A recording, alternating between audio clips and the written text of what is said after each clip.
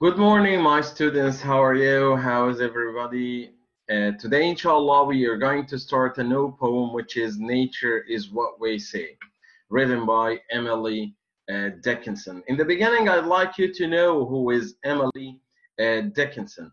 Emily Dickinson um, is an American poet who spent her life in solitude, writing poems on religion and nature. Her poems are the letters that she had written to her father and her sister-in-law. These letters were published later after her death. So while she was alive, nobody knew that she is a poet and she had many poems. In this poem, Nature is What We See, she's speaking about how she is mesmerized or astonished or fascinated by nature and all around the surrounding things and the nature around her. She finds nature in the hills and in the animals, but she thinks that there is no efficient way to express the serenity and simplicity of nature. So she thought that although nature is all around us, but nobody can extract, can show, can draw, can even put this in a piece of art. This is what she thought. She said that there is no art form that would help us to express nature in any way or in any form. This is what about Emily Dickinson. What about the um, um, the poem itself? Nature is what we see. Actually, if you read the lines of Nature is What We See, you will find that Emily Dickinson spoke about everything around us. The things that we can see, the things that we can hear, and even the things that we can know. So she used three senses in her poem. Let's first read the poem in order to know it, and then watch a video about the poem, and then move to the paraphrase and the figures of speech and the analysis of this poem. Let's first read the poem itself. Nature is what we see. The hill, the afternoon, squirrel, eclipse, the bumblebee. Nay, nature is heaven. Nature is what we hear. The bobolink, the sea, thunder, the cricket. Nay, nature is harmony. Nature is what we know, yet have no art to say, so impotent to our wisdom is, to her simplicity. So exactly these lines are uh, combining or are representing our poem today. As you see, Emily Dickinson used three senses to speak about nature. We what we see, what we hear, and what we know. And after each type of sense or each sense, Emily Dickinson started to refuse even that nature could be collected under this sense only. So after saying that nature is what we see, she said, nay, no, this is not nature. Nature is more. Nature is heaven. Nature is harmony. So she even refused uh, to admit that we can know nature well, that we can see all things of nature. She insisted on saying that nature is a kind of a mysterious thing, something which is not clear to everybody of us. Although we can see it, although we can hear it, although we can know things about it, but we don't know everything. We can't see everything. We can't hear everything. And she gave a lot of examples, as you see in her poem. She used a lot of punctuation marks, dashes, and this also has a kind of meaning while reading this poem. She meant something. So let's move and hear the poem Nature is What We See, and watch a part of a kind of a clip made to tell you everything about nature while the reader is reading the poem itself. Nature is what we see. I'd like everybody to give me his all attention. Pay me your all attention. Why? Because actually you will feel how Emily Dickinson felt when she wrote this poem. Listen carefully. Nature is what we see. The hill, the afternoon, squirrel, eclipse, the bumblebee,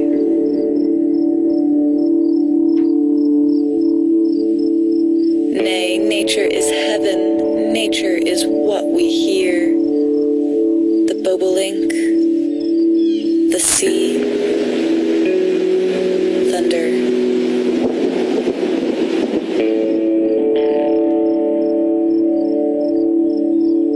the cricket. Nay, nature is harmony. Nature is what we know, yet have no art to say. So our impotent, our wisdom is to her simplicity.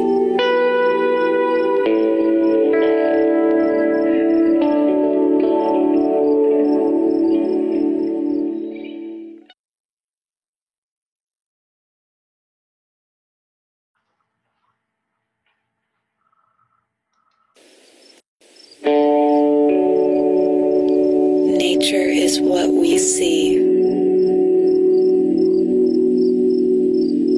The hill, the afternoon, squirrel, eclipse, the bumblebee,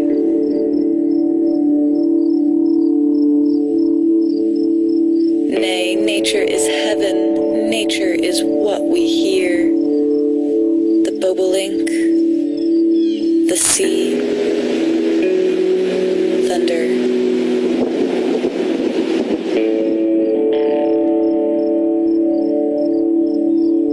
the cricket. Nay, nature is harmony. Nature is what we know, yet have no art to say. So our impotent, our wisdom is to her simplicity.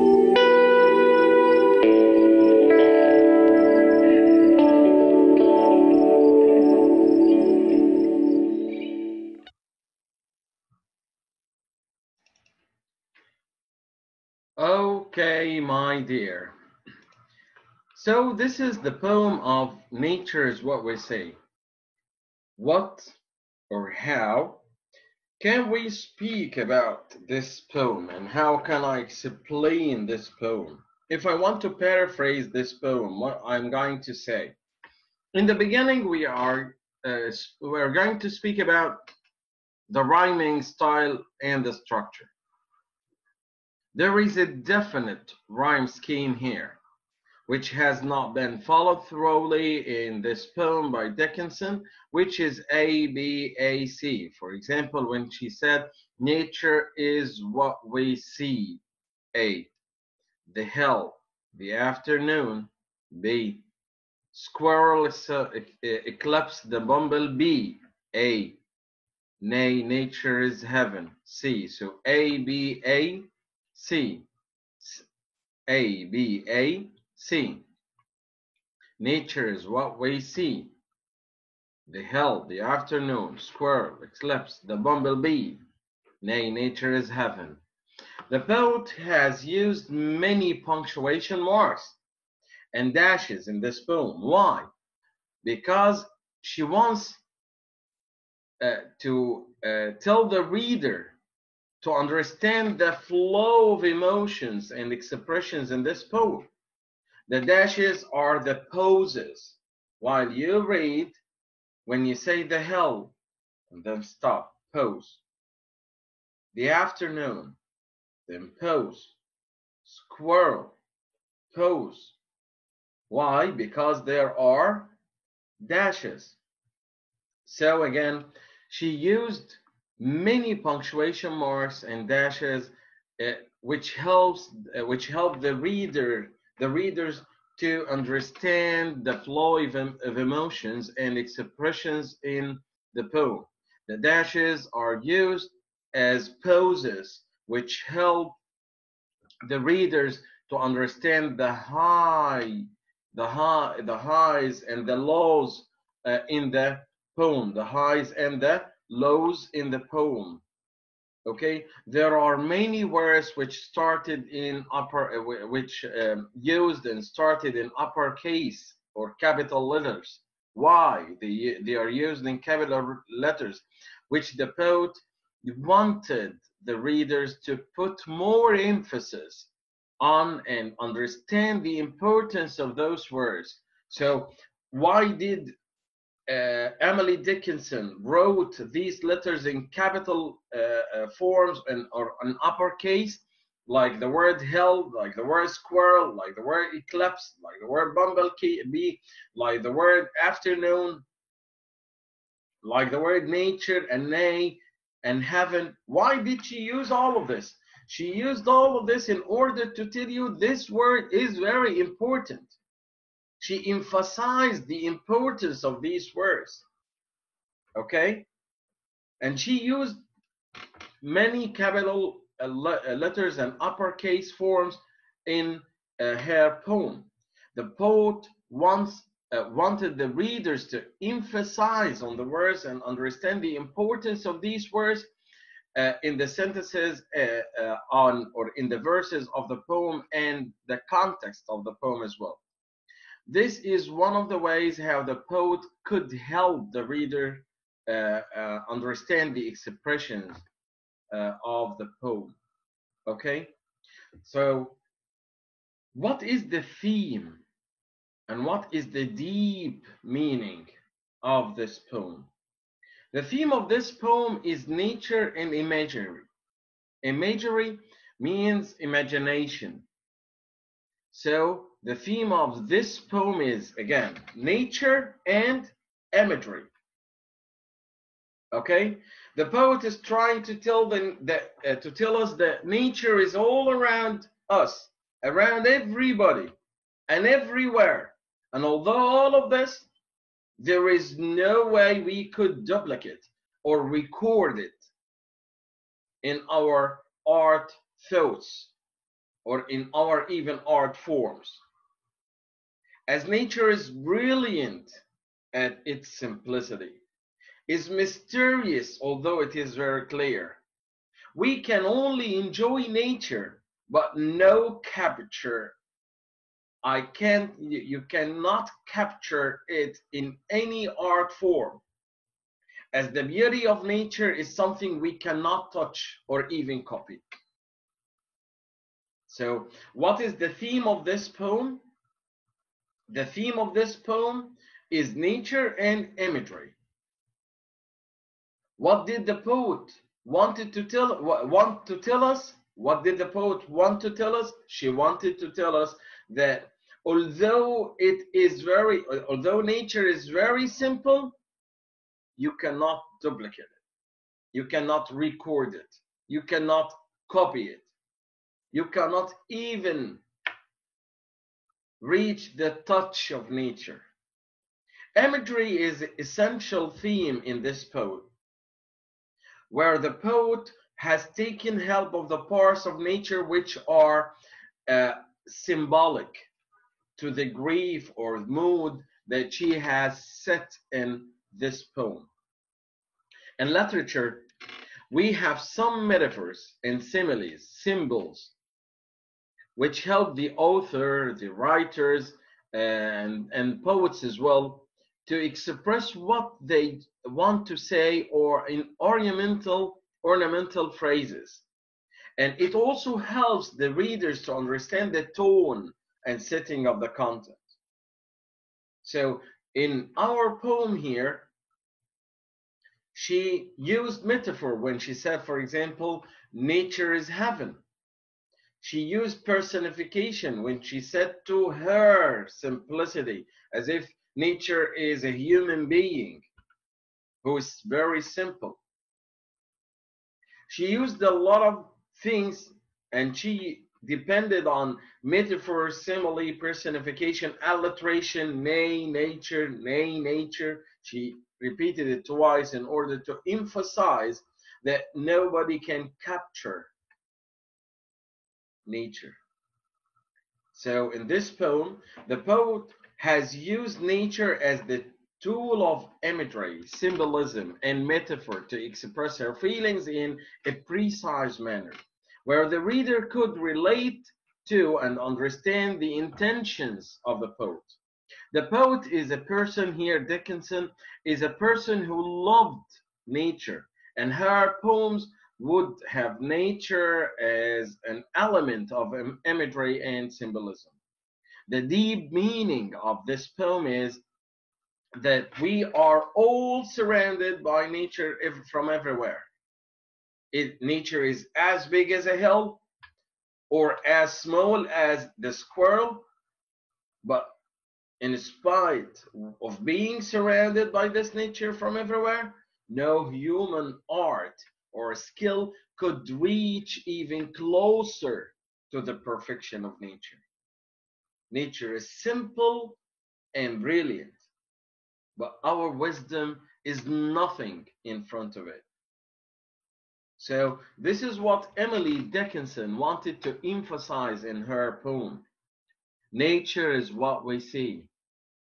The hill, the afternoon, squirrel, eclipse, the bumblebee. Nay, nature is heaven. Nature is what we hear. The bobolink. What is the bobolink? The bobolink is an American songbird which migrates from here to there, and Dickinson mentions this bobolink constantly in her work. She liked to mention this bird in her poems. She would have witnessed it often in New England, maybe, and may simply have loved the sound of the name, bobolink. I think it is a nice name to be mentioned. Nature is what we hear. The bobolink, the sea, thunder, the cricket. Nay, nature is harmony. Nature is what we know. You have no art to say, so impotent our wisdom is. So weak, impotent means weak, our wisdom is, to her simplicity, compared to the simplicity of nature. So she used three senses. She described the nature as perception, something simple. But then it becomes more complicated as she becomes more descriptive of what is nature.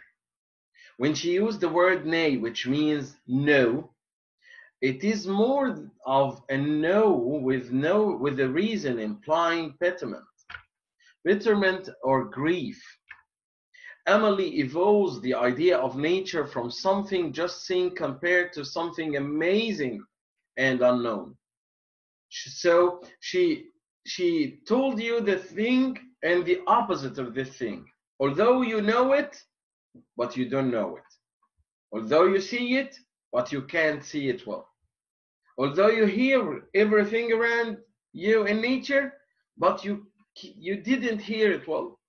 Although you are wise and you have wisdom, but compared to the simplicity of nature, it's nothing. Okay? There is, of course, something irony in this poem, as Dickinson is crafting something to say about nature in this very poem. To claim we have no art. No art could capture nature. No art could control nature. No art can make anything with the beauty of nature. No art to truly describe the nature world. Okay? Dickinson spoke more than once in order to tell us that nature is incomparable. Nobody can compare it to anything. Again, in order to sum up and make this all in a nutshell, in Emily Dickinson's poem, Nature is what we see, the reader can sense her love and appreciation of nature. The theme of the poem is nature's simplicity and imagery. Yet her poem suggests that nature is anything but simple. It is mysterious, magnificent, and inexpressible. The surface meaning primarily suggests that you can see nature, you can hear everything about nature, you can know everything about nature, as Emily showed this by the objects she chose to represent in the way of a large, medium, and small. She said the hill, the afternoon, the sea, and she used small objects as well, like the squirrel, the bumblebee. She identified nature as infinitely variable. She started the poem in reference to sight, with distinctive objects: hill, squirrel, bobolink, and bumblebee, all obvious things people can clearly see and visualize. She added the abstract things like heaven, like afternoon, like thunder. Then she takes it further, suggesting that nature is more than sight. It is what we hear, like hear the bobolink, the sound of the bobolink, a bird, the sound of the sea, the sound of the thunder, of the cricket. All are indications of her attempt to define nature through the senses, what we see, what we hear. And after this, she mentions she mentioned that nature is harmony in music. Now we compare the objects of sight and sound. For instance, afternoon represents warm and light. The eclipse appears cool and dark. Weak and strong interpretations are also evident. The hill and sea are strong in appearance.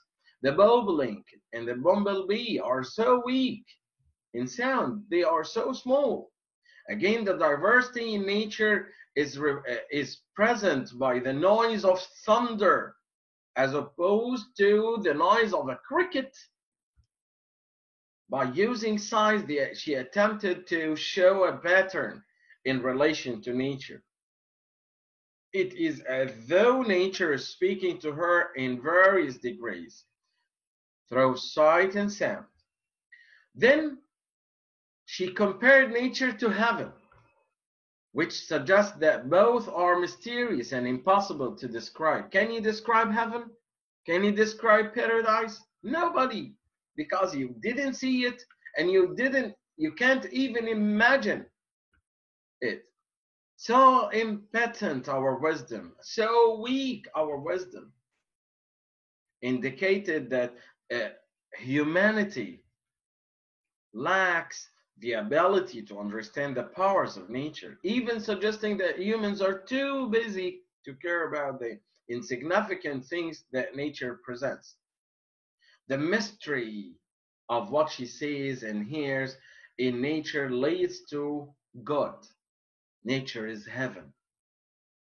Nature is the creation of God, like heaven.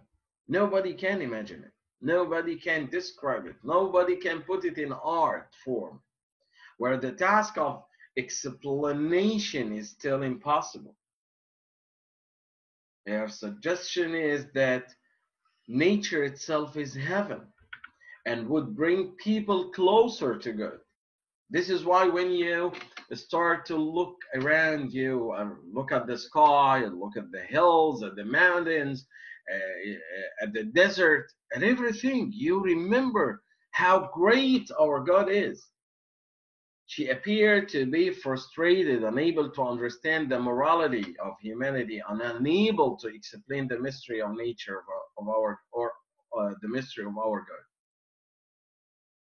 When she said, "So impotent our wisdom," certainly this suggests that humanity is not wise enough to define nature, and yet nature is so simple to her simplicity, trying to express with words, you have no art to say.